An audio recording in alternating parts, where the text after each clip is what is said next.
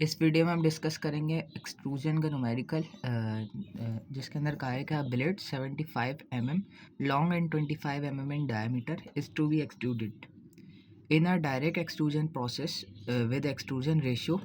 जो यहाँ पे हमारी लेंथ का रेशियो होगा कि इनिशियल अपॉन फाइनल का, वो हमें गिवन दिया हुआ है। The extrude has a round cross sectional area. हम जो है राउंड बना रहे हैं, जो एक्सट्रूजन हमारी डाई है उसके अंदर एक राउंड क्रॉस सेक्शनल एरिया है, सही। जो इवेंचुअली हमारा वर्क पीस बाद में एक्सट्रूड होकर आएगा वो सर्कुलर प्रोफाइल का होगा। The die angle half angle जो कि 90 डिग्री है। हमारे पास प्रोसेस में जो यहाँ पे डाई लगी होती हैं, सही है, उसके दरमियान का ये एंगल गिवन। हमारे प्रोसेस में जो डाई लगी हुई होती हैं, यहाँ पे अगर होल है सर्कुलर होल, सही, तो यहाँ जो डाई लगी होंगी तो उसका एंगल गिवन दिया हुआ है हमें 90 डिग्री, सही। The work metal has a strength coefficient. Strength coefficient के डिफॉर्मेशन जब आएगी हमारे पास, प्लास्टिक डिफॉर्मेशन के लिए हमारे पास ये काम आएगा, सही। इसका कोफिशिएंट हमें दिया हुआ है। एंड स्ट्रेंथ हार्डनिंग, मतलब मटेरियल की अपनी कितनी स्ट्रेंथ हार्डनिंग है, तो उसका एक्सपोनेंट दिया हुआ है जो कि 0.18 है। Use the Johnson formula with A equal to 0 and B equal to 1.5। ये भी हमारे पास डाई एंगल पर डिपेंड करता है, जो कि 2 कांस्टेंट है, जॉनसन फार्मूला में यूज़ होते हैं, सही। To estimate extrusion strain determine the pressure.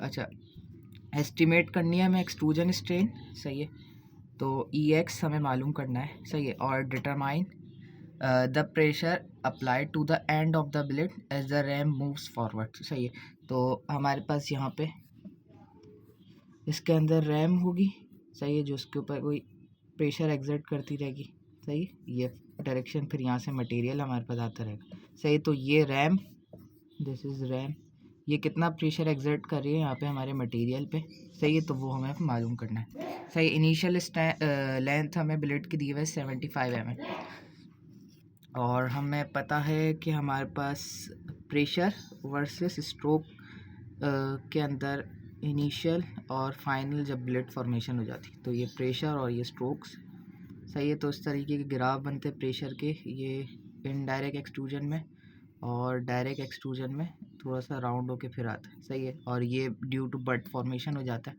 सही है। This is for direct extrusion, सही है। और ये इनडायरेक्ट एक्सट्रूजन, डायरेक्ट एक्सट्रूजन में ज़्यादा इतना होता है, क्यों? क्योंकि यहाँ पे हमारे पास मटेरियल और डाई की वॉल के साथ फ्रिक्शनल इफेक्ट होते हैं, सही है, तो इस वजह से। और इनडायरेक्ट में क्या होता है, हमारे पास रैम के बीच में एक होल होता है जहाँ से मटेरियल फ्लो करता है, सही है। यहाँ पे क्लोज होती है हमारे पास, सही, यहाँ मटेरियल होता है और यहाँ पे ये मटेरियल फ्लो करता है, इस रैम के बीच में होल होता है, सही है। तो इस वजह से, क्योंकि ये स्टेशनरी रहता है हमारे पास हमारा मटेरियल, और फिर जब हम ये यहाँ से रैम प्रेशर अप्लाई करते हैं तो मटेरियल पीछे से फ्लो होता है इसमें से, सही है। तो इस वजह से यहाँ पे प्रेशर ऐसा इस तरह कांस्टेंट रहता है। और लास्ट में बल्क फॉर्मेशन, अच्छा, यहाँ पे जैसे ये एंड में जो बट फॉर्मेशन बच जाती है यहाँ पे, तो उसकी वजह से यहाँ लास्ट में प्रेशर हाई होता रहता है, तो ये थोड़ा सा ग्राफ था, नहीं समझ में आया, you can skip it.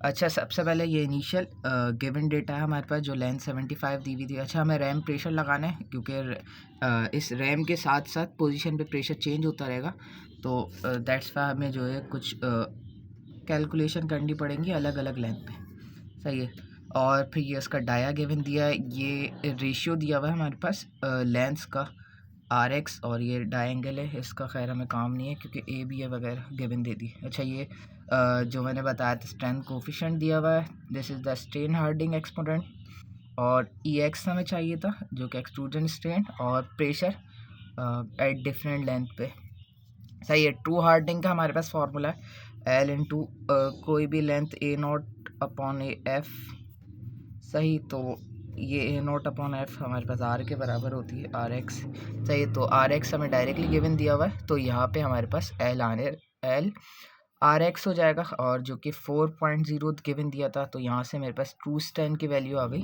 1.38 something, सही। नेक्स्ट एक्सट्रूड स्ट्रेन हमें मालूम करने का बोला था, सही है, by using Johnson formula with the coefficient जो गिवन दिए थे ए एंड बी, सही है। तो इसका formula you have to remember these formulas, सही है। तो ये हमारे पास एक्सट्रूड स्ट्रेन A+B और ये हमने ट्रू स्ट्रेन जो प्रीवियसली कैलकुलेट करा यहाँ पे, तो वो हम यहाँ इधर पुट कराएंगे। देन हमारे पास यहाँ से एक्सट्रूड स्ट्रेन आ जाएगी जो कि हमारे क्वेश्चन ने मालूम किया पार्टी, अगर मैं बोल दूँ 2.879 आ गई एक्सट्रूड स्ट्रेन। सही है, एक पार्ट हमारा कवर हो गया। अच्छा, फ्लो स्टेट्स मतलब कितनी जो है उसके अंदर चेंजिंग आ रही है प्लास्टिकली हम मटेरियल में, तो ये फ्लो स्टेट या एवरेज फ्लो भी बोलते हैं, बाहर लगा हुआ होता है। सही, इसका फॉर्मूला के जो हमें गिवन दिया था कांस्टेंट स्ट्रेंथ कोफिशिएंट का। सही है, और ये एन एक्सपोनेंट दिया हुआ था स्ट्रेन हार्डनिंग का। सही है, और ये ई हमने जो ट्रू स्ट्रेन कैलकुलेट करा था previously L N into R X, जो कि हमारे पास था एक्सट्रूजन रेशियो। सही है, तो वो ई और 1/1 प्लस सॉरी अपॉन में हमारे पास है 1 प्लस एन जो हमारे पास एक्सपोनेंट था हार्डनिंग स्ट्रेन हार्डनिंग एक्सपोनेंट। सही है, तो के जो गिवन दिया था ई हमने प्रीवियसली कैलकुलेट करा ट्रू स्ट्रेन में, और इसकी पावर एन जो कि हमें ये कोफिशिएंट दिया गया था एक्सपोनेंट स्ट्रेन हार्डनिंग का 0.1। तो सिर्फ प्लग इन करा फॉर्मूले में, यहाँ से हमारे पास flow state average flow stress यहाँ से हमारे पास आ गया। सही है, ये हमने कैलकुलेट करा प्रेशर के फॉर्मूले में पुट करने के लिए P equal to flow stress और इंटू ई एक्स हमारे पास एक्सट्रूड स्ट्रेन और plus 2 times of length upon dia का रेशियो। सही है, तो हमें डिफरेंट लेंथ पे कैलकुलेट करना है, तो 75, 50 और 25। अच्छा, ज़ीरो हमारे पास हाइपोथेटिकल हो जाता है। सही है, बट हमें कैलकुलेट करना है तो हम एक वैल्यू तो निकाल लेंगे। सही है, क्योंकि बट फॉर्मेशन की वजह से इस वजह से यह हाइपोथेटिकल हो जाता है।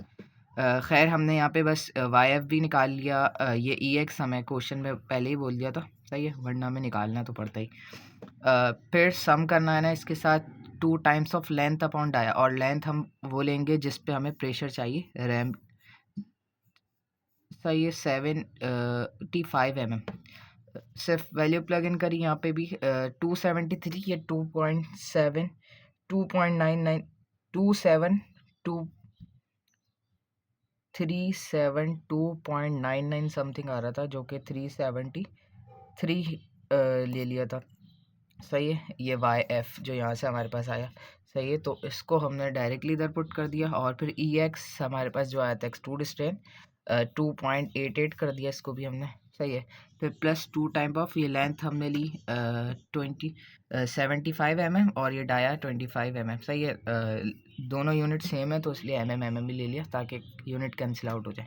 सही है, तो यहाँ से हमारे पास प्रेशर आ गया इनिशियली 3312 मेगा पास्कल। सही है, फिर लेंथ 50 mm पे हमने कैलकुलेट करा, बस यहाँ पे लेंथ चेंज करते रहेंगे, हमारे पे प्रेशर आता रहेगा। सही है, तो ये हमारे पे 50 mm पे आ गया 2566 मेगा पास्कल। देन फिर 25 mm पे, तो ये हमारे पास प्रेशर आहिस्ता आहिस्ता डिक्रीज़ होता जा रहा है, डिक्रीज़ होता जा रहा है। सही है, किस प्रोसेस में? For a direct extrusion. सही है, और लास्ट में ज़ीरो पे ये बट फॉर्मेशन की वजह से ज़्यादा आ जाता है। सही है, but this is calculation this hypothetical pressure. सही है, तो ज़ीरो पे भी हम निकाल देंगे जो कि 2.88 हमने निकाला था एक्सट्रूड स्ट्रेन। सही है, और फिर सम करा देंगे 2 times of length upon dia जो कि 0 हमने ले ली इस केस में, और फिर इसको मल्टीप्लाई करा देंगे फ्लो स्ट्रेस या एवरेज फ्लो स्ट्रेस के साथ। तो यहाँ पे हमारे पास प्रेशर पूरे कैलकुलेट हो चुके हैं। सो इसके अंदर कोई इशू है, you can ask. Thank you.